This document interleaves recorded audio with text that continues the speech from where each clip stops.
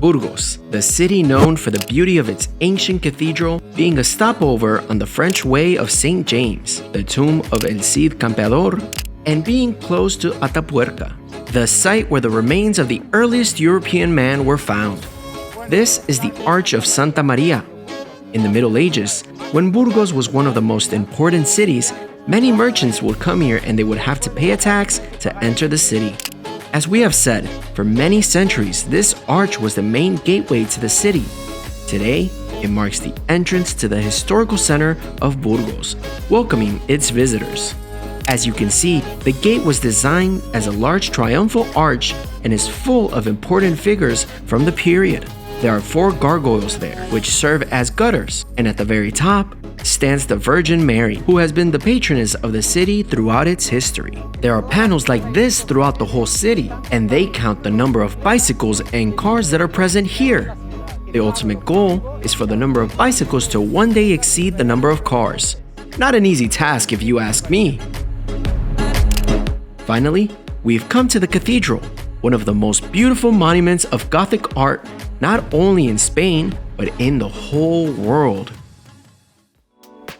This cathedral was built in the late Middle Ages and erected by colonial architects. The Cathedral of St. Mary of Burgos was built in 1221 under King Ferdinand, and it was the first Gothic cathedral in Spain. Later, it served as a source of inspiration for other cathedrals around the Kingdom of Castile-Leon. However, before seeing the interior of the cathedral, we've decided to pop into a bar right in front of it to rest a little and try some local food. We're at Casa Minuto Bar, right in front of the cathedral, and this nice waiter, what's your name? Diego, will tell us about their typical tapas. We specialize in cheeses, pickles, and cured sausages. The pickles are what we call vinagrillos. We also offer a range of canned goods. Most of our cheeses are produced in the Castile-Leon region, and our cured sausages are also from our region and from Guijuelo, Salamanca. It all looks very appetizing. We'll try them all. Thank you very much.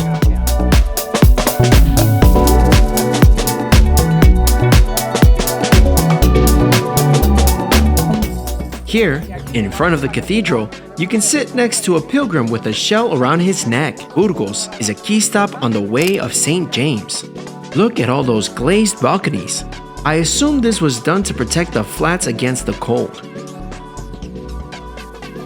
As I've mentioned earlier, this cathedral was built in a Gothic style. Look how big this window is. Such windows were built in order to let in as much light as possible. Finally, we've entered the cathedral.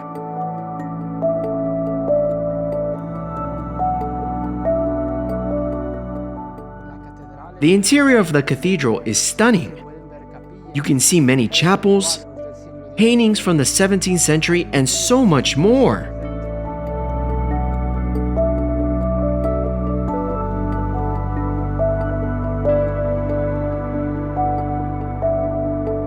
Such attention to detail.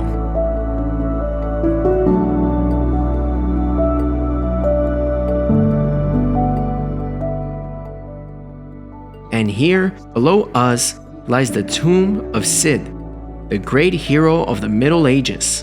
It is important to note that the remains of Rodrigo Díaz de Vivar, historically known as El Cid Campeador, and those of his wife, Doña Jimena, rest in this tomb. They were placed here on July 21st, 1921, and it has been 100 years since then. This event was timed to coincide with the 712th anniversary of when construction of Burgos Cathedral began. Here, we can see a door and a gorgeous staircase. I don't know if you agree, but it reminds me of the gateway to heaven.